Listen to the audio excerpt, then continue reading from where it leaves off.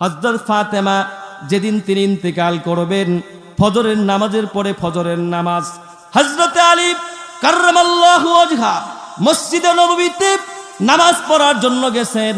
ফজরের নামাজ পড়ে এসে দেখে হযরত ফাতেমা কান্দি। জিজ্ঞেস করে, বিবি রে, এ ফাতেমা তুমি কেন কান্দো? আজকে তো ইশরাক পড়লা না, অন্যান্য ইবাদত বন্দেগী করলা না, তোমার কান্নার কারণ কি? হযরত ফাতেমা বলে, স্বামী আমার, আসল ঘটনা হলো ইফতার সাহারি খাবার পর সামান্য একটু ঘুমিয়েছিলাম, বিশ্রাম নিয়েছিলাম। অমনি আমি স্বপ্ন যোগে দেখি আমার আব্বাজান রাহমাতুল্লিল আলামিন আমার ঘরের ভিতরে ঢুকে কি জানো, আতিপাতি করে খুঁজতেছে। জিজ্ঞেস করলাম, আব্বাজান এমন করে কি খুঁজতেছেন? আপনি আমাকে বলেন, আমি একটু হেল্প করি, সাহায্য করি। আব্বাজান রাহমাতুল্লিল আলামিন সাইয়্যিদুল মুরসালিন বললেন, ফাতেমা মা, তোমাকেই তো আমি খুঁজতেছি, তোমাকে নিয়ে যাওয়ার জন্যই তো আমি আসছি। শোনো রে ফাতেমা, আজকে তুমি দুনিয়ার বুকে হযরত আলীর দস্তরখানে সাহারি খেয়েছো, কিন্তু ইফতারটা করবে তোমার বাবা রাহমাতুল্লিল আলামিনের সাথে জান্নাতের ভিতরে। আমার ভাইয়ারা, আল্লাহর হাবিব সরওয়ারে কায়নাত নবী রাহমাতুল্লিল আলামিন নবী, মুসলিম শরীফের হাদিস আসছে, নবী করিম সাল্লাল্লাহু আলাইহি ওয়াসাল্লাম বলেছেন, আদ-দুনিয়া সিজনুল মুমিনি ওয়া জান্নাতুল কাফির। দুনিয়া হচ্ছে মুমিনের জন্য জেলখানা, আর কাফেরদের জন্য হচ্ছে বেহেশত। এই জন্য একজন মুমিন যা ইচ্ছে তাই করতে পারে না, যা খুশি তা খেতে পারে না, যেখানে ইচ্ছে সেখানে যেতে পারে, যেদিকে ইচ্ছে সেদিকে তাকাতে পারে না, যেখান থেকে ইচ্ছে সেখান থেকে অর্থ ইনকাম করতে পারে, আবার যেখানে ইচ্ছে সেখানে সে অর্থ ব্যয় করতে পারে না। সব সময় সে আখিরাতমুখী চিন্তায় বিভোর থাকে। আমার ভাইয়ারা, আমাদের চিন্তা হলো কিভাবে গাড়ি কিনা যায়, বাড়ি কিনা যায়, 1 টাকাকে কিভাবে 2 টাকা বানানো যায়, ব্যবসা বাণিজ্য করে কি করে ধনী হওয়া যায়। প্রিয় ভাইয়ারা আমার, কিন্তু আল্লাহ রাব্বুল আলামিনকে সন্তুষ্ট করার জন্য কিভাবে আমার আল্লাহ পাক আমাদের প্রতি খুশি হবেন, সন্তুষ্ট হবেন, কিভাবে আমার আপনার মর্যাদা জান্নাতের ভিতরে সৌচ্চ শিখরে পৌঁছে যাবে, এ নিয়ে মুসলমান আমাদের চিন্তা নাই। ঠিক কিনা বলেন? মনে রাখবেন মুসলমান, একজন রাজার কাছে তার রাজত্ব বড়, একজন পলিটিশিয়ানের কাছে তার পলিটিক্স বড়, যে রাজতন্ত্রের ধারক বাহক তার কাছে রাজতন্ত্র বড়, যিনি সমাজতন্ত্রের প্রবক্তা তিনার কাছে সমাজতন্ত্র বড়। ভাইরা আমার, আর একজন ইমানদারের কাছে তার ইমানটাই বড়। ঠিক কিনা বলেন? আল্লাহর নবী রাহমাতুল্লিল আলামিন সাইয়্যিদুল মুরসালিন নবী মুহাম্মদুর রাসূলুল্লাহ সাল্লাল্লাহু আলাইহি ওয়াসাল্লাম ইরশাদ করেছেন, যখন কোনো মানুষের অন্তরের ভিতরে ঈমানের নূর ঢুকে যায়, তখন তার ভিতরে 3টি আলামত, 3টা ক্রাইটেরিয়া প্রকাশ পায়। কয়টা? জোরে আওয়াজে বলেন কয়টা? 1 নাম্বার আত-তাজাফি মিন দারিল গুরুর। লোকটা সব সময় দুনিয়ার জিন্দেগিতে থাকবে, কিন্তু সব সময় দুনিয়ার কাজের চেয়ে আখিরাতের জীবনটাকে সব সময় প্রাধান্য দেবে। মসজিদে আজান হয়ে গেছে, আল্লাহু আকবারের ধ্বনি তার কানে গেছে। আল্লাহু আকবার মানে কি? আল্লাহ সবচেয়ে বড়, মানে আমার কাজের চেয়ে কার হুকুম বড়? আমার নেতার চেয়ে কে বড়? নেত্রীর চেয়ে কে বড়? স্ত্রী সন্তান বিবি বাচ্চার চেয়ে কে বড়? আমার জীবনের চেয়ে কে বড়? আমাদের সমস্ত কাজের চেয়ে কার হুকুমটা বড়? আমার বন্ধুগণ, থাকবে দুনিয়াতে, কিন্তু তার কাছে তিনি সব সময় দুনিয়ার চেয়ে আখিরাতকে বেশি প্রাধান্য। কিন্তু আমরা যারা বসে আছি প্রত্যেকটা মানুষের ভিতরে একটা ইনফেকশন হয়েছে। আমি মনে করি as far as I know, আমাদের ভিতরে একটা রোগ হয়েছে। এটা আমার কথা নয়, আল্লাহ রাব্বুল আলামিন কুরআনুল কারীমের সূরাতুল আলার ভিতরে বলেছেন, বাল তুসিরুনাল হায়াতাদ দুনিয়া ওয়াল আখিরাতু খায়রু ওয়া আবকা। রূপটা হলো সব সময় আমরা থাকি দুনিয়াতে, আখিরাতের জীবনের চেয়ে দুনিয়ার জীবনটাকে আমরা সকলে প্রাধান্য দেই, ঠিক কিনা বলেন? আখিরাতের কাজের চেয়ে দুনিয়ার কাজটা আমরা বড় করে দেখি। ভাইরা আমার, এই দুনিয়া হচ্ছে একটা ছায়ার মতো। ছায়ার পিছনে যতই দৌড়াই ছায়াকে ধরা যাবে, কিন্তু মুসলমান উল্টো পথ দিয়ে যদি আপনি হাঁটা ধরেন, এই ছায়াটা আপনার পিছনে আপনার পিছনে পিছনে যেতে থাকবে। দুনিয়ার পিছনে ঘুরে দুনিয়া ধরা যাবে না। আপনি যদি আখিরাতমুখী হন, পরকালমুখী যদি হয়ে যান, তাহলে মুসলমান এই দুনিয়া ওই ছায়ার মতো আপনার পিছনে পিছনে দৌড়াতে থাকবে। আল্লাহ যদি আমার আপনার হয়ে যায়, তাহলে মুসলমান এই গোটা দুনিয়া আমার আপনার হয়ে যাবে, ঠিক কিনা? সাহাবা একরাম কেমন ছিলেন? তিনাদের জীবন কেমন ছিল? হযরত আবু বকর সিদ্দিক রাদিয়াল্লাহু তাআলা আনহুর জামানায় হযরত উমর ইবনুল খাত্তাব রাদিয়াল্লাহু তাআলা আনহু মসজিদে নববীতে গেছেন। হযরত আবু বকর সিদ্দিকের সঙ্গে সাক্ষাৎ করতে গেছেন। গিয়ে দেখতে পেলেন সেখানে একটা ক্যাটালগ, তালিকা লাগানো আছে। মদিনার সমস্ত দুস্থ দরিদ্র অসহায় মানুষদের নাম সেখানে লেখা আছে। পাশে তাদের সেবকদের নাম, খাদেমদের নাম লেখা আছে। কিন্তু তালিকার সর্বশেষে দেখা গেল একজন বৃদ্ধা মহিলার নাম। কিন্তু এই বৃদ্ধা মহিলার পাশে কোনো সেবকের নাম নাই, কোনো খাদেমের নাম নাই। হযরত ওমর ইবনুল খাত্তাব রাদিয়াল্লাহু তাআলা আনহু উনি মনে মনে চিন্তা করলেন, অবশ্যই এই মহিলাটাকে আমার খুঁজে বের করতে হবে, এই বৃদ্ধা মহিলাটাকে। এই মহিলার খেদমতটা আমি করব। বর্তমান যুগ এমন একটা যুগ, যেই যুগে মুসলমান মা বাবার খেদমত করতে চায়, কিন্তু ওমর ইবনুল খাত্তাব একজন বৃদ্ধা মহিলার খেদমত করবে সিদ্ধান্ত নিয়েছে। কিন্তু হযরত আবু বকর সিদ্দিকের কাছে বলে না।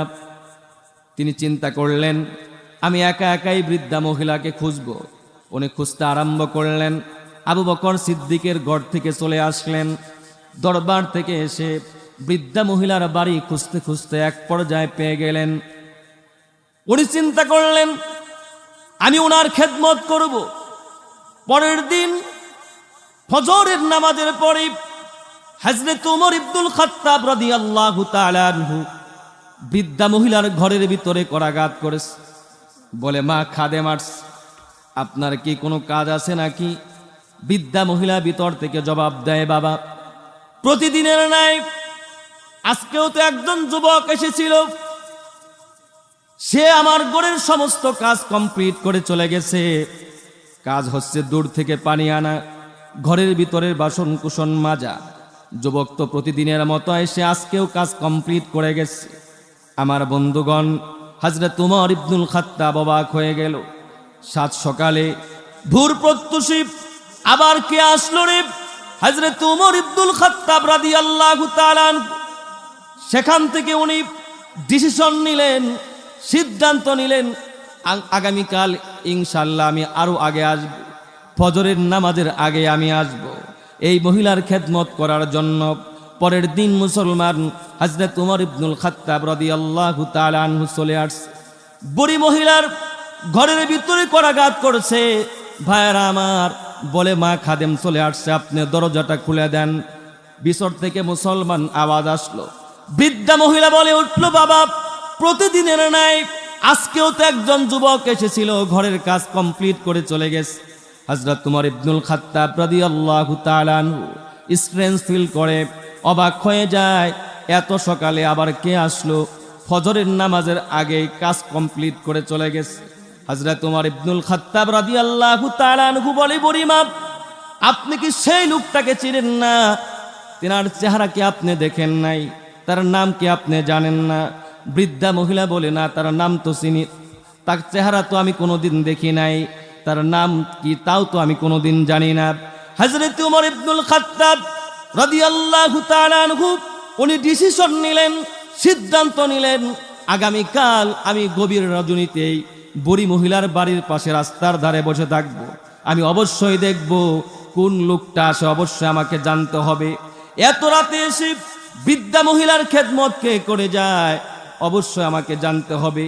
পরের দিন গভীর রাতে হযরত ওমর ইবনুল খাত্তাব রাদিয়াল্লাহু তাআলা আনহু বৃদ্ধা মহিলার বাড়িতে যে রাস্তা দিয়ে যায়, রাস্তার পাশে মুসলমান ঝোপঝাড়ে বসে আছে। গভীর রজনীতে দেখে একজন লোক চাদর মুড়ি দিয়ে হাঁটি হাঁটি পা পা করে বৃদ্ধা মহিলার বাড়ির দিকে যায়। হযরত ওমর ইবনুল খাত্তাব রাদিয়াল্লাহু তাআলা আনহু পিছন দিয়ে ওই লোকটার পিছু নিলেন, সালাম করলেন, আসসালামু আলাইকুম ওয়া রাহমাতুল্লাহ। সঙ্গে সঙ্গে সালামের জবাবে হযরত আবু বকর সিদ্দিক রাদিয়াল্লাহু তাআলা আনহুর কণ্ঠ ভেসে আসলো, সুবহানাল্লাহ পড়েন। হযরত ওমর অবাক হয়ে যায়, বলে, এত রাত্রি খলিফাতুল মুসলিমিন আপনি এখানে কেন? এজন্যই তো বুঝি আপনার নামের পাশে, বৃদ্ধা মহিলার নামের পাশে আপনি যে তার খাদেম সেবক, আপনার নামটা লেখেন নাই। খলিফাতুল মুসলিমিন বলেন, তো আপনি কেন নামটা লেখেন নাই? হযরত আবু বকর সিদ্দিক চোখের পানি ছেড়ে দেয় আর বলে, শোনো, কারণ এই কাজটা আমি একমাত্র আল্লাহ তাআলার জন্য করি, দুনিয়ার কোনো মানুষ জানুক এটা আমি পছন্দ করি। আমার বন্ধুগণ, কি পরিমাণে ইখলাস ছিল! হযরত ওমর ইবনুল খাত্তাব রাদিয়াল্লাহু তাআলা আনহু লক্ষ্য করে দেখলেন হযরত আবু বকর সিদ্দিক রাদিয়াল্লাহু তাআলা আনহুর পায়ে জুতা নাই। গভীর রাতে খালি পায়ে উনি আসছে। জিজ্ঞেস করে, খলিফাতুল মুসলিমিন আপনার পায়ের জুতা কই? জুতা কই আপনি রেখে আসছেন? বলে, আমি হলাম খলিফাতুল মুসলিমিন। খলিফাতুল মুসলিমিন আমি হতে পারি, আমিরুল মুমিনিন হতে পারি। গভীর রাতে যদি মহল্লার ভিতর দিয়ে জুতা পায়ে দিয়ে ঠুকর ঠুকর আওয়াজ দিয়ে আমি হাঁটি, আমার পায়ের জুতার আওয়াজে জনগণের ঘুম ভেঙে যাবে। কাল কিয়ামতের ময়দানে আল্লাহ রাব্বুল আলামিনের সামনে এই যে জনগণকে আমি ডিস্টার্ব করেছিলাম, তাদেরকে যে আমি কষ্ট দিয়েছিলাম, কিয়ামতের মাঠে মুসিবতের সময় তো আল্লাহ রাব্বুল আলামিনের আসামির কাঠগড়ায় আমি আবু বকরকে দাঁড়ায় জবাব দিতে হবে। আল্লাহু আকবার! আমার বন্ধুগণ, কেমন শাসক ছিলেন তিনারা! দুনিয়া থেকে না জানি আল্লাহ তাআলার জান্নাতটা দেখছে। দুনিয়ার জীবনে মুসলমান ভাইয়েরা আমার থাকছেন দুনিয়াতে, কিন্তু দুনিয়ার কাজের চেয়ে আখিরাতের কাজটা সব সময় প্রাধান্য দিছে, ঠিক কিনা বলেন? আমার ভাইয়েরা, 2 নাম্বার, অল ইনাবাতু ইলা দারিল খুলুদ। আল্লাহর হাবিব রাহমাতুল লিল আলামিন সাইয়্যিদুল মুরসালিন নবী বলেছেন, 2 নম্বরে কোনো মানুষের অন্তরে যদি ইমানের নূর প্রকাশ পেয়ে যায়, তাহলে ওই লোকটা থাকবে দুনিয়াতে, কিন্তু তার দৃষ্টি থাকবে সব সময় আল্লাহ তাআলার জান্নাতের দিকে। 3 নাম্বার, ওয়াল ইস্তিদাদু ইলাল মাউত ক্বাবলা নুজুলিহি। 3 নম্বরে যার ভিতরে ইমানের নূর ঢুকে যাবে, ইমান যখন কোনো মানুষের অন্তরের ভিতরে বদ্ধমূল হয়ে যাবে, তখন মুসলমান দুনিয়া থেকে বিদায় হয়ে যাওয়ার পূর্বে সব সময় মৃত্যুর প্রস্তুতি সে গ্রহণ করতে থাকবে। আমার বন্ধুগণ, পৃথিবীর বুকে সবচেয়ে বড় জ্ঞানী কে? সাহাবীরা প্রশ্ন করলেন, নবী, আইয়ুল মুমিনিনা আকিয়াস? ও আল্লাহর পয়গম্বর, পৃথিবীর বুকে সবচেয়ে বড় বুদ্ধিমান কে? আল্লাহর হাবিব রাহমাতুল লিল আলামিন বললেন, আকতারুহুম লিল মাউতি যিকরা ওয়া আহসানুহুম লাহু ইস্তিদাদা। সে দুনিয়াতে থাকবে, দুনিয়াতে থেকে সব সময় আখিরাতের ফিকির করতে থাকবে, মৃত্যুকে স্মরণ করতে থাকবে। ওই লোকটাই হচ্ছে সবচেয়ে বড় বুদ্ধিমান, সবচেয়ে বড় বুদ্ধিজীবী। আজকে আমরা বুদ্ধিমান কাকে বলি? মুসলমান। ডাক্তার, ব্রিগেডিয়ার, ইঞ্জিনিয়ার হয়ে গেলেই সে বড় বুদ্ধিমান হয়ে যায় না। IABF MA MPhil MBBS FCPS আর FRCS এর ডিগ্রি থাকলেই মুসলমান কোরআনের ভাষায় আল্লাহর নবীর ভাষায় সে বুদ্ধিমান হয়ে যায় না। প্রকৃত বুদ্ধিমান হলো ওই লোক থাকবে দুনিয়াতে কিন্তু তার দৃষ্টি থাকবে আখিরাতের দিকে, থাকবে দুনিয়াতে কিন্তু সব সময় মৃত্যুর প্রস্তুতি গ্রহণ করতে থাকবে। ঠিক কিনা বলেন? এই দুনিয়াতে কি আমরা চিরকাল থাকতে পারবো না? ভাইরা আমার, এই দুনিয়া ছেড়ে অন্ধকার কবরে আমাদেরকে চলে যেতে হবে। থাকা যাবে না দুনিয়ায়, থাকা যাবে না, থাকা যাবে না দুনিয়ায়, থাকা যাবে না। কার যে কখন আসবে মরণ, কার যে কখন আসবে মরণ, কেউ তো জানে না। থাকা যাবে না দুনিয়ায়, থাকা যাবে না। পড়েন, থাকা যাবে না দুনিয়ায়, থাকা যাবে না। ঠিক কিনা? এই জন্য ভাইরা আমার, আসুন আমরা পরকালের প্রিপারেশন নেই, প্রিপেয়ার্ড হই, প্রস্তুতি গ্রহণ করি, অ্যালার্ট হয়ে যাই, আখিরাতমুখী চিন্তা ভাবনা আমরা লালন করি। বন্ধুগণ আমার, এই দুনিয়া হচ্ছে তুচ্ছ তাচ্ছিল্য একটা জগৎ। আমি অনেক সময় বলে থাকি, এই দুনিয়া হচ্ছে ভাড়া করা বাড়ির মতো। যত সুন্দর করে আমরা সাজাই না কেন, মালিকের নোটিশ পেয়ে যাওয়ার সঙ্গে সঙ্গে সব কিছু সুন্দর বালাখানা বাড়িঘর সব কিছু রেখে মুসলমান ওই অন্ধকার কবরে আমাকে আপনাকে চলে যেতে হবে। ঠিক কিনা বলে? ভাইরা আমার, যখন আমরা দুনিয়া থেকে চলে যাব, এক একজন এক এক ভাষায় কাঁদবে। ভাই সেদিন কাঁদিবে কি ঘুমে ঘুম আলি রে, বোন সেদিন কাঁদিবে কেমনে সাইরা গেলি রে। ভাই কাঁদিবে, বোন কাঁদিবে, কে দেবে হুশ হবে রে। পিতা মাতা বলবে কেমনে থাকবি একা কবরে। লা ইলাহা ইল্লাল্লাহু বলবে লোকে রে। ঠিক কিনা? লা ইলাহা, পড়েন, লা ইলাহা ইল্লাল্লাহু বলবে লোকে রে। লা ইলাহা ইল্লাল্লাহু বলবে লোকে রে। আমার ভাইয়ারা, ডিস্টার্ব হচ্ছে, আমাদের সমস্যা হচ্ছে। আমার বন্ধুগণ, আল্লাহর হাবিব রাহমাতুল লিল আলামিনের সাহাবীরা কেমন ছিলেন? প্রিয় বন্ধুগণ আমার, আল্লাহর নবীর একজন সাহাবী, নাম তার আব্দুল্লাহ আনসারী। নাম কি বলেন ভাই? আল্লাহর নবী রাহমাতুল লিল আলামিনের পিছনে 5 ওয়াক্ত নামাজ পড়ত। নবী করিম সাল্লাল্লাহু আলাইহি সাল্লামের পিছনে এসে নামাজ আদায় করত। কিন্তু সবার আগে, সবার পরে আসতো মসজিদে নববীতে। নামাজ কমপ্লিট করে সবার আগে মসজিদ থেকে বের হয়ে যেত। আল্লাহর হাবিব কয়েকদিন যাবত আব্দুল্লাহ আনসারীকে দেখে না।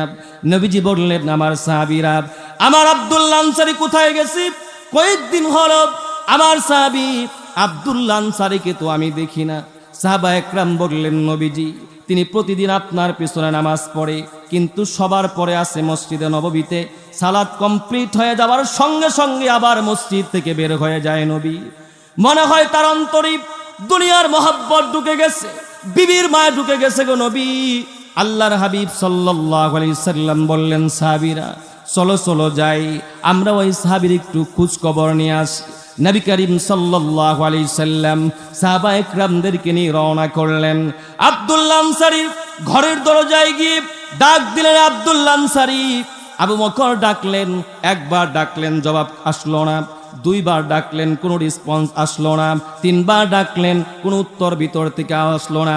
আল্লাহর হাবিব চলে আসলেন, বললেন, আবু বকর, মনে হয় আব্দুল্লাহ আনসারী কোথাও চলে গেছে, কিংবা ব্যস্ত আছে, কিংবা আমাদের কথা শুনতে পারে। আল্লাহর হাবিব রাহমাতুল লিল আলামিন সাহাবা একরামদেরকে নিয়ে মুসলমান রওনা করছে। কিছুক্ষণ পরেই 1-2 কদম যেতে না যেতে আব্দুল্লাহ আনসারী মুসলমান ঘর থেকে বের হয়েছে। বলি, ইয়া রাসূলুল্লাহ, ইয়া হাবিবাল্লাহ, ওগো আল্লাহর পয়গম্বর, আপনারা যে আমাকে ডেকেছেন, প্রত্যেকটা ডাক আমি শুনেছি গো নবী, প্রত্যেকটা ডাক আমি শুনেছি, কিন্তু জবাব দিতে পারি নাই। কারণ নবী, আমি এতটাই অসহায়, এতটাই দরিদ্র নবী।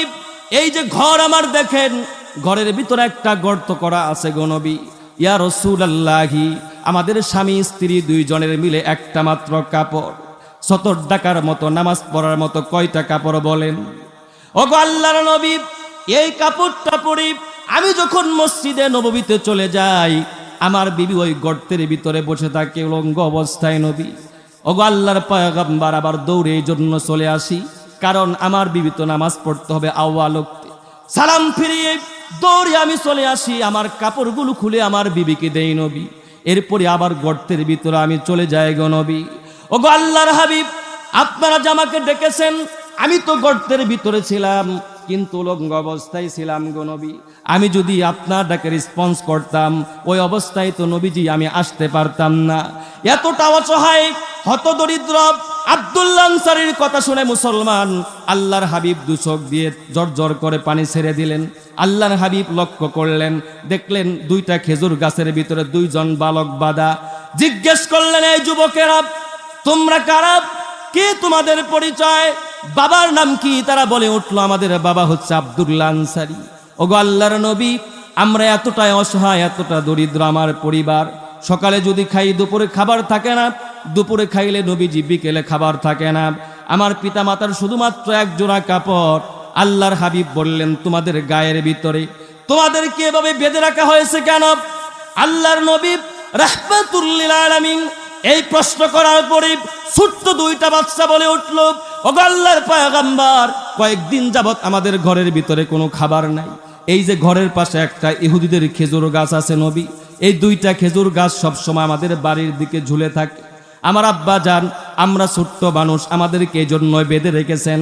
আব্বা বলেন, আমরা যদি ইহুদির গাছের খেজুর খাই, তাহলে আব্বার মৃত্যুর পরে বাবার জন্য দোয়া করলে নাকি কোনো দোয়া মঞ্জুর হবে না, আল্লাহ পাক নাকি কবুল করবেন না।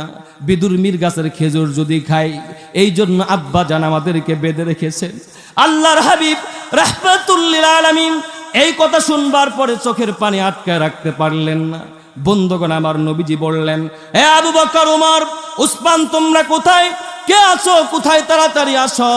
এই দুইটা খেজুর গাছের ব্যবস্থা আমার আব্দুল্লাহ আনসারীর জন্য কে করতে পারবে? তোমরা কি আমাকে ভালোবাসো না? হযরত আবু বকর সিদ্দিক বললেন, নবীজি এটা আবার কি বলেন? জীবনে প্রথম বৃদ্ধ অবস্থায় সর্বপ্রথম যিনি ইসলাম কবুল করেছেন তিনি হচ্ছে মুসলমান হযরত আবু বকর সিদ্দিক। যৌবন বয়সী সবচেয়ে প্রথম যিনি ইসলাম কবুল করেছেন তিনি হচ্ছেন হযরত আলী কাররামাল্লাহু ওয়াজহা। মুসলমান ভাইয়েরা, আমার গোলামদের ভিতরে যিনি সর্বপ্রথম ইসলাম কবুল করেছেন তিনি হচ্ছেন হযরত যায়েদ রাদিয়াল্লাহু তাআলা আনহু। মেয়েদের ভিতরে সর্বপ্রথম যিনি ইসলাম কবুল করেছেন তিনি হচ্ছেন আম্মা জান খাদিজা তাহিরা রাদিয়াল্লাহু তাআলা আনহা। হযরত আবু বকর বলেন, নবী, আপনার সাথে আমি ব্যবসা করতাম, আপনার উপর যখন ওহী আসলো নবী, আপনি আমাকে প্রথমে দাওয়াত দিলেন, আবু বকর রে, আল্লাহ পাক আমার উপর ওহী নাজিল করেছেন, আমার উপর কোরআন নাজিল করেছেন, আমাকে নবুয়ত দান করেছেন। আবু বকর, তুমি আমার উপর ঈমান আনো। ওগো আল্লাহর নবী, আপনিই তো বলেছেন, একবার বলার সঙ্গে সঙ্গে আমি আবু বকর বিনা দ্বিধায় বিনা বাক্যে নিঃসংকোচে আমি সঙ্গে সঙ্গে পড়ে নিয়েছিলাম, আশহাদু আল্লা ইলাহা ইল্লাল্লাহু ওয়া আশহাদু আন্না মুহাম্মাদান আবদুহু ওয়া রাসূলুহু। আপনাকে ভালোবাসি নবী, তবে ঘরে তো খাবার নাই, কিভাবে খেজুর গাছ কিনবো? হযরত ওমর বললেন, নবীজি, আপনাকেও তো নবীজি আমার জীবন দিয়ে বেশি ভালোবাসে, কারণ আমি উমর এই হাতে তরবারি দিয়ে আপনার কল্যাণের জন্য গিয়েছিলাম, কিন্তু আপনার সোনার মুখ মুবারক চেহারাখানা দেখার সঙ্গে সঙ্গে নবীজি আমি তো কালেমা পড়েছিলাম।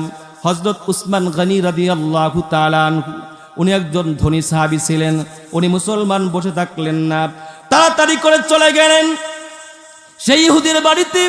ঘরের দরজায় গিয়ে নক করলেন, এ ইহুদি, বাড়িতে আসো নাকি? ইহুদি দেখি হযরত উসমান গনি রাদিয়াল্লাহু তাআলা আনহু ইহুদির বাড়িতে সকালবেলা। বলে, উসমান, এত সাত সকালে তুমি কেন আমার বাড়িতে আসলা? বলে ইহুদি, এই যে দুইটা খেজুর গাছ, এই দুইটা খেজুর গাছ আমার ভীষণ প্রয়োজন, বড়, কত টাকা তোমার লাগবে?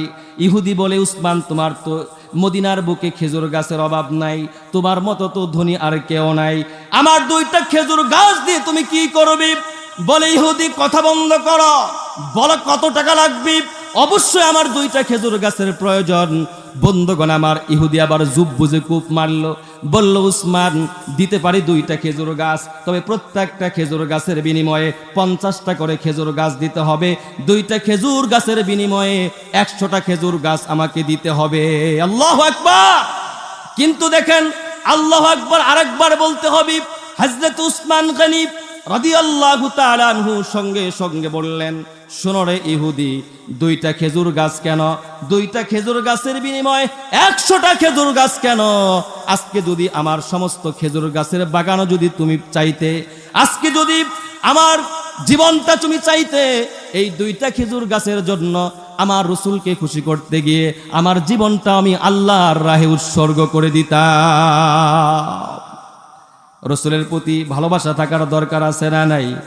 রাহমাতুল্লিল আলামিন নবী লাখো সালাম, রাহমাতুল্লিল আলামিন নবী লাখো সালাম, যার উপরে নাজিল হলো, যার উপরে নাজিল হলো পবিত্র কালাম, রাহমাতুল্লিল আলামিন নবী লাখো সালাম। পড়েন রাহমাতুল্লিল আলামিন নবী লাখো সালাম। আমার বন্ধুগণ, এই জন্য রাসূলকে ভালোবাসার দরকার আছে না নাই? আল্লাহর নবীর একজন সাহাবী ছিল, নাম ছিল তার আব্দুল্লাহ। বুখারী শরীফ 6780 নম্বর হাদিস। এই সাহাবীর নাম ছিল আব্দুল্লাহ। ওয়াকানা ইউলাক্কাবু হিমারান, কিন্তু তার লকব ছিল গাদা। হিমার কয়া ডাকত, কি বলে ডাকতো? গাদা বলে ডাকতো। কারণ হলো এই সাহাবী আল্লাহর হাবিব রাহমাতুল লিল আলামিন সাইয়্যিদুল মুরসালিন নবী মুহাম্মদুর রাসূলুল্লাহ সাল্লাল্লাহু আলাইহি সাল্লামকে নবীজি যখন ডিপ্রেশনে থাকতেন, আল্লাহর হাবিবকে এমন এমন কথা বলতেন, নবীজি হেসে ফেলতেন।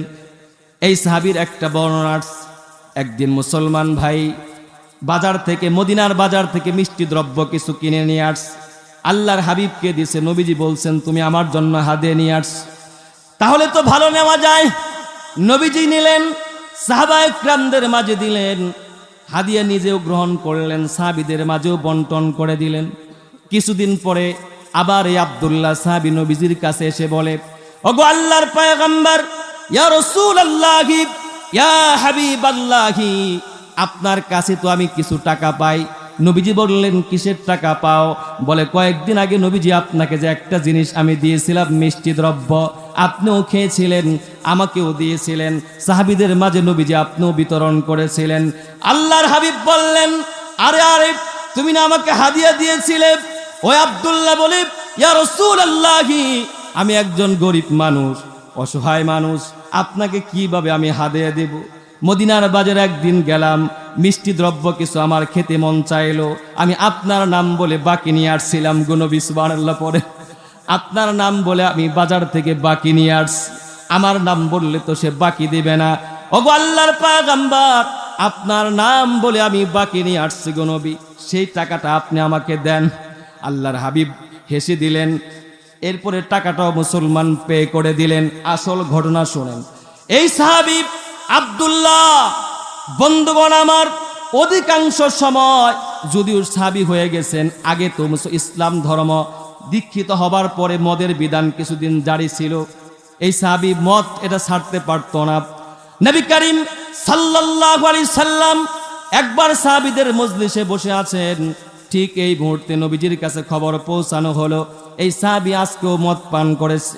এর আগেও নবীজি মদ পান করার কারণে 80টা বেত্রাঘাত করছে। আজকেও নবীজি রাহমাতুল লিল আলামিন বলতেছেন, আমার সাহাবীরা কে কোথায় তোমরা? আজকেও 80 বেত্রাঘাত লাগাও, আজকেও 80টা লাগাও। রাসূল কিন্তু তাকে খুব ভালোবাসে, নবীজিকে হাসায় মাঝে মধ্যে কথা বলে, কিন্তু শরীয়তের জায়গায় শরীয়ত। আল্লাহর হাবিব বললেন যে 80টা বেত্রাঘাত করো। যখন তাকে 80টা বেত্রাঘাত করা হচ্ছিল, একজন সাহাবী দাঁড়িয়ে যায় আর অভিশাপ করতে থাকে আল্লাহ। এত বারবার নবীজি তাকে অ্যালার্ট করে, সতর্ক করে, এরপরও সে নবীজির কথা শুনে না। আল্লাহকে তুমি গজব দাও। এই সাহাবী মদ পান করছে, কিন্তু নবীজি দেখেন একজন মদখোরের ব্যাপারে কি বলেন, অবাক হবেন। বুখারী শরীফ খোলেন, 6780 নম্বর হাদিস। নবী করিম সাল্লাল্লাহু আলাইহি সাল্লাম ওই সাহাবীকে বললেন লা তালানুহু ফাওয়াল্লাহি মা আলিমতু ইন্নাহু ইউহিব্বুল্লাহ ওয়া রাসূলুহু আল্লাহু আকবার বলেন। নবীজি বললেন এ সাহাবী আমার এই আব্দুল্লাহকে অভিশাপ করো না, কার্স করো না, অভিসম্পাত করো না, কারণ আমার এই সাহাবী আমি জানি সে নিজের জীবনের চেয়ে আল্লাহর রাসূল এবং আল্লাহকে বেশি ভালোবাসে। সুবহানাল্লাহ। এই জন্য ভাইরা আমার, রাসূলের ভালোবাসা কতটুকু থাকতে হবে এর কোনো গ্রেড হয়? আমার বন্ধুগণ, কথা আসছিল সাহাবায়ে কেরাম কেমন পরকালমুখী ছিলেন, আখিরাতমুখী ছিলেন। আমাদের পরকালমুখী হওয়ার দরকার আছে না নাই? হযরত ওমর আল্লাহর নবীর একজন সাহাবী, তিনি যখন ইন্তেকাল করবেন, ইন্তেকালের পূর্বে তিনি একটা স্বপ্ন দেখলেন। একটা লাল মোরগ ওনাকে 3টা ঠোকর মারলেন। কয়টা ঠোকর? বন্ধুগণ আমার, হযরত ওমর রাদিয়াল্লাহু তাআলা আনহুর কাছে কিছুদিন পর এক ইহুদি আসলো। ইহুদি এসে বলতে লাগলো, হে ওমর, ইহুদির নাম ছিল আবু লুলু আল মাজুসি, অগ্নি পূজক ছিল। এসে বলল, ওমর, আমার মনিব মুগীরা ইবনে শুবা রাদিয়াল্লাহু তাআলা আনহু প্রতিদিন আমার কাছ থেকে 4 দিরহাম করে চার্জ নেয়, 4 দিরহাম করে টাকা নেয়। হযরত ওমর ইবনুল খাত্তাব বললেন, তোমার প্রফেশনটা কি? তুমি কি করো মদিনার বুকে? বলে, আমি খঞ্জর বানাই, লোহা দিয়ে আমি চাকু তৈরি করি, ড্যাগার বানাই।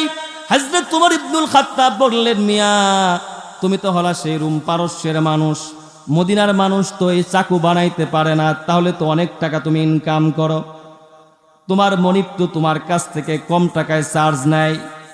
এই কথা তার যখন মন মতো হলো না, আবু লুলু আল মাজুসি বলে, ওমর তুমি সকলের ব্যাপারে নরম, আমার ব্যাপারে গরম, তোমাকে আমি মজা দেখাবো। এই কথা বলি আবু লুলু আল মাজুসি বাড়িতে চলে যায়। এরপরে নিজ হাত দিয়ে মুসলমান একটা খঞ্জর বানালো, যেই খঞ্জরের 2 পাশে মুসলমান চাকু, মাঝখানে হলো হ্যান্ডেল, মাঝখানে কি ভাই? প্রতিদিন ধার দেয় আর বলে, উমর তোমার খবর আছে। একদিন ওয়াকানু ইসাল্লুনা বিল গালাস, মসজিদে নববীতে তখন মুসলমান ফজরের নামাজ অন্ধকার সময়, অন্ধকার মুহূর্তে পড়া হতো।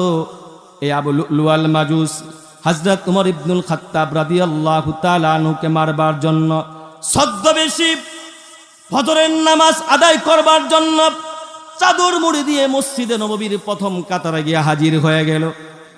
হযরত ওমর রাদিয়াল্লাহু তাআলা আনহু নামাজ যখন আরম্ভ করবেন, বললেন, আকামুস সালাহ, সাহাবীরা তোমরা দাঁড়ায় যাও।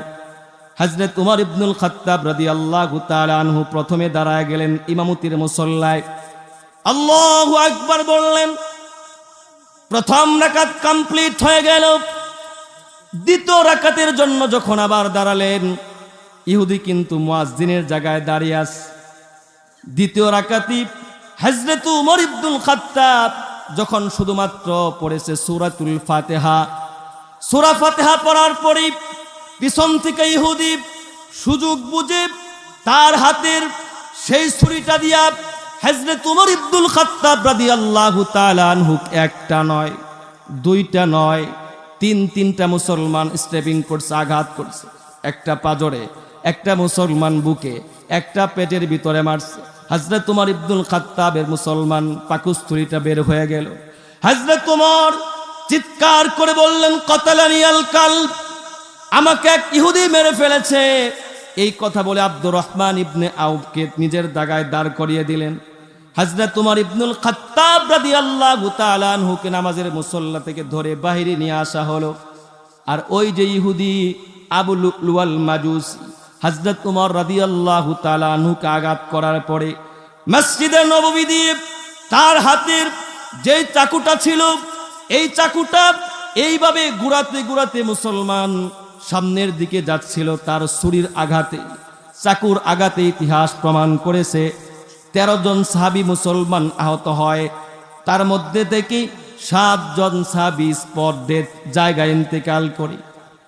তার এভাবে যাওয়া দেখি দূর থেকে একজন সাহাবী বুরনুস, এক ধরনের পোশাক আছে যার উপর টুপি থাকে, এমন ধরনের জুব্বা নেটের মতো এভাবে উড়ায় দিল। সেই চাদরটা মুসলমান জামাটা আবু লুলুয়াল মাজুসির উপর পড়ে, আবু লুলুয়াল মাজুসি ইহুদি জমিনে সে কাপড়টা পেঁচিয়ে পড়ে গেল। নিজের হাতের ছুরিটা দিয়া চাকু দিয়া আবু লুলুয়াল মাজুসি নিজের পেটে স্টেপিং করলো, আঘাত করলো। মুসলমান সুসাইড করে আত্মহত্যা করে দুনিয়া থেকে বিদায় হয়ে গেল। বন্ধুগণ, হযরত ওমর ইবনুল খাত্তাব রাদিয়াল্লাহু তাআলা আনহুকে বাহিরে নিয়ে যাওয়া হয়েছে। রাষ্ট্রীয় চিকিৎসক, বড় বড় চিকিৎসকরা চলে আসছে। হযরত ওমর রাদিয়াল্লাহু তাআলা আনহুর মুখের ভিতরে মুসলমান নাবিজ দেওয়া হয়, পানি দেওয়া হয়, পাকস্থলী তো কেটে গেছে, সব কিছু মুসলমান বের হয়ে যায়। রাষ্ট্রীয় চিকিৎসকরা বুঝতে পারছে হযরত ওমর রাদিয়াল্লাহু তাআলা আনহু আর বাঁচবে। আমার বন্ধুগণ, কিছুক্ষণ পর হযরত ওমর ইবনুল খাত্তাব রাদিয়াল্লাহু তাআলা আনহুর হুশ যখন ফিরে আসলো, হযরত ওমর বিবির কথা বললেন না, সন্তানের কথা বললেন না, আত্মীয় স্বজনের কথা বললেন না, কে আমাকে মারল তা বললেন না, ও মা ও বাবা বললেন না। হযরত ওমর ইবনুল খাত্তাব রাদিয়াল্লাহু তাআলা আনহু বললেন, আসল্লান নাস, আল্লাহু আকবার বলবেন না, বললেন আসল্লান নাস। আমি উমরের অনুমতি ইমামতিতে যে নামাজটা আরম্ভ হয়ে গিয়েছিল, সেই নামাজ কার মাধ্যমে কমপ্লিট হয়েছে? সুবহানাল্লাহ বলেন। সেই নামাজটা কি কমপ্লিট হয়েছে? সহিশুদ্ধভাবে জামাত কি শেষ হয়েছে? আল্লাহু আকবার। হযরত ওমর আল্লাহর নবীর সাহাবী, ইন্তেকালের সময় বারবার মসজিদের নববীর ফ্লোরের উপরে মুসলমান তার কপাল দিয়ে আর নাক দিয়ে ঘষতেছিল আর বলতেছিল, ওয়াইলুল লাকা ইয়া ওমর ওয়া ইল্লাম ইয়াগফির লাকা রাব্বুক। ওমর, তোমার জন্য ধ্বংস, তোমার জন্য ধ্বংস অনিবার্য যদি আল্লাহ রাব্বুল আলামিন তোমাকে মাফ না করেন। আমার ভাইরা, ওমর ফিল জান্নাত লাউ কানা বাদি নবিয়ান লাকানা ওমর। আল্লাহর নবীর পরে কেউ যদি নবী হতেন সেটা হযরত ওমর হতো। দুনিয়া থেকে জান্নাতের সার্টিফিকেট পেয়ে গেছেন। সেই উমরের অন্তরে মুসলমান কেমন? মুসলমান আখিরাতের ভয়, পরকালের ভয়, জাহান্নামের আগুনের ভয়। হযরত উমর বললেন সন্তান আব্দুল্লাহ কি, রে আব্দুল্লাহ, যা উম্মুল মুমিনিন আয়েশা সিদ্দিকা রাদিয়াল্লাহু তাআলা আনহার কাছে। আল্লাহর হাবিবের পাশে তো আবু বকর সিদ্দিককে শোয়ানো হয়েছে, তার আরেক পাশে তো এখনো খালি আছে। উম্মুল মুমিনিন আম্মা জান আয়েশা সিদ্দিকাকে গিয়ে বলো, সেই জায়গাটুকুন কি আমাকে দেওয়া যাবে নাকি? আমি রাসূলুল্লাহর পাশে একটু মৃত্যুর পরে ঘুমাতে চাই, শুইতে চাই। শুনরে আব্দুল্লাহ সন্তান আমার, শুধুমাত্র পারমিশন চাবি উম্মুল মুমিনিন আম্মা জান আয়েশা সিদ্দিকা যদি অনুমতি দেয়, পারমিশন দেয়, তাহলে আমার মৃত্যুর পরে সেখানে রাখবি। আর যদি অনুমতি না দেয়, তাহলে মদিনার মরুভূমির এক প্রান্তরে আমার লাশটা ফেলে রেখে আসবি। আর যদি অনুমতি দেয়, রাসূলুল্লাহর পাশে আমাকে রাখবি। উম্মুল মুমিনিন আম্মা জান আয়েশা সিদ্দিকা রাদিয়াল্লাহু তাআলা আনহার কাছে যখন যা হলো, অনুমতি চা হলো, আম্মা জান আয়েশা সিদ্দিকা রাদিয়াল্লাহু তাআলা আনহা অনুমতি দিয়ে দিলেন।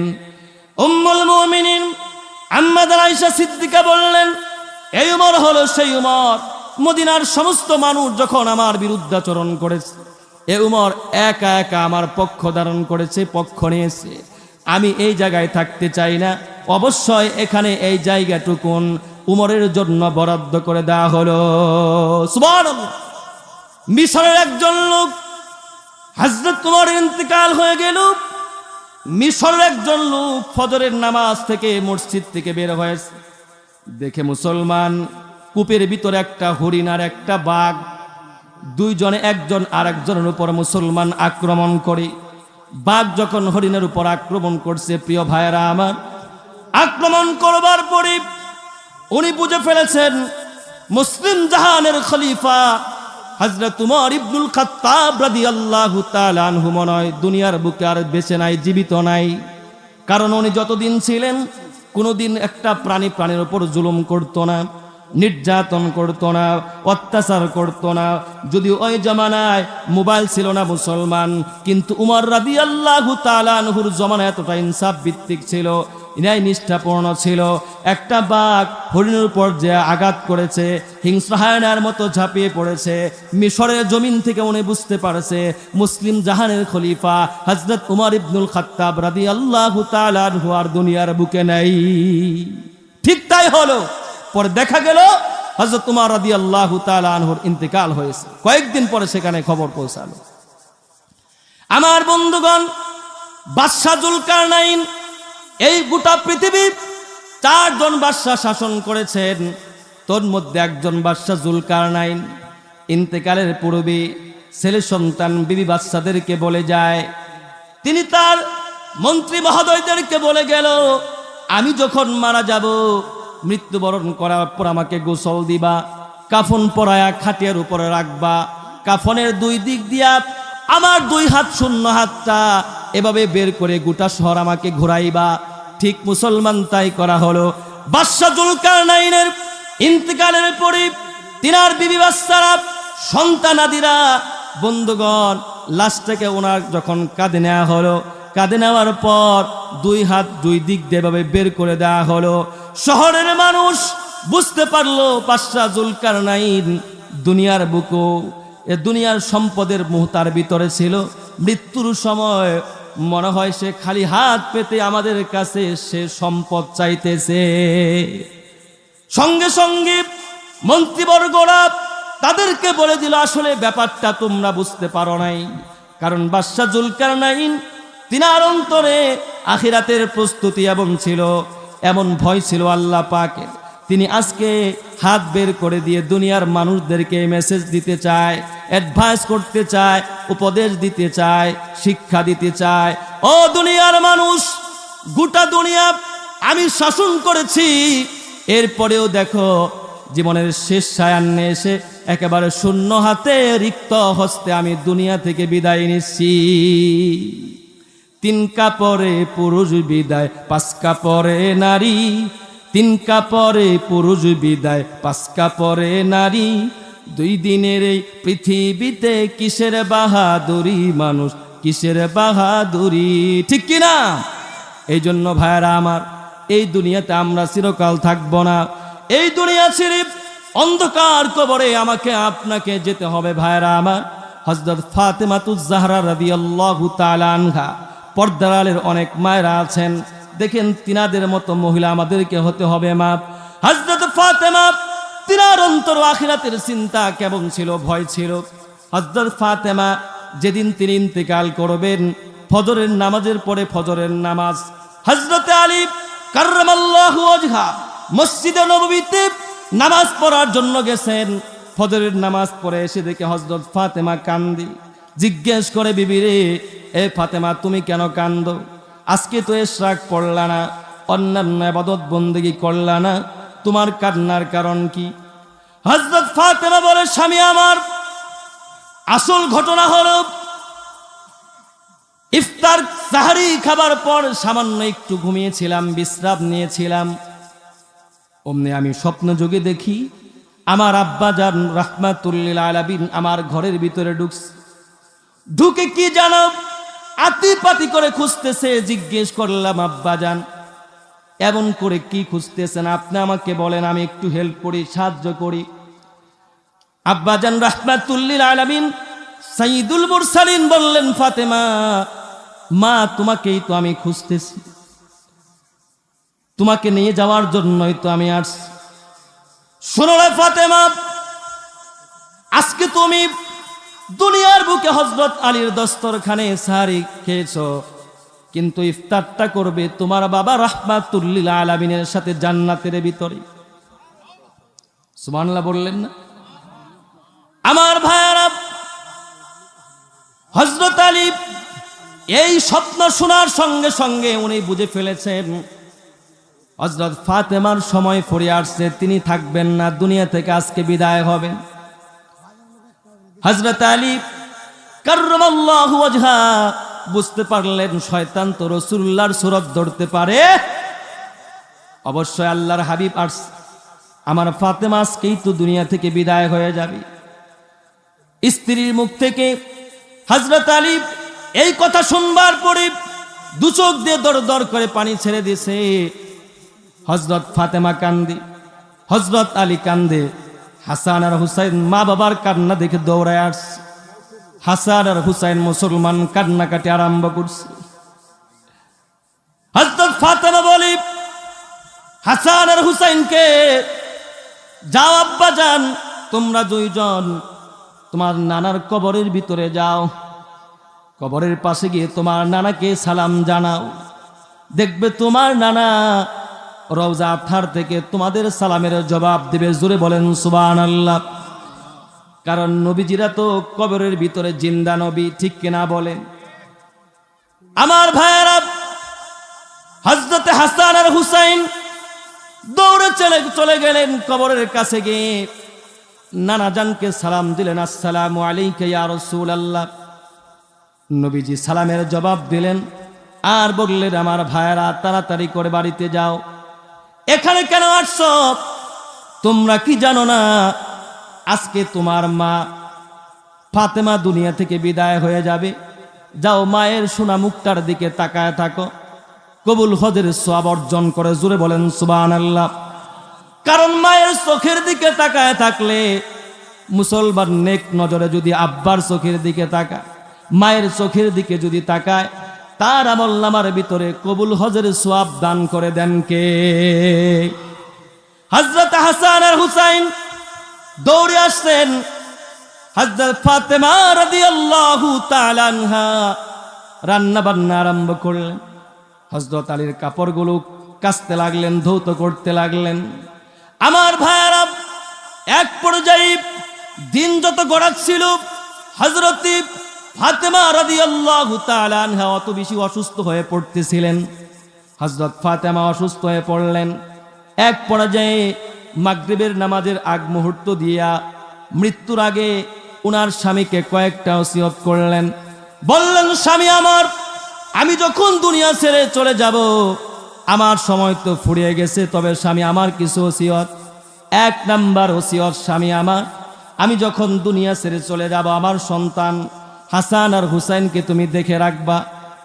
দুই নাম্বার, আমার মৃত্যুর পরে আরেকজন মেয়ে দেখে, ভালো মেয়ে দেখে আপনি বিবাহ করে নেবেন।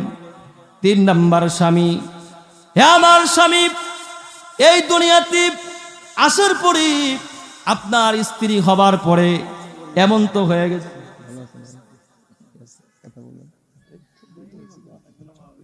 আচ্ছা ঠিক আছে, ঠিক আছে। আচ্ছা শেষ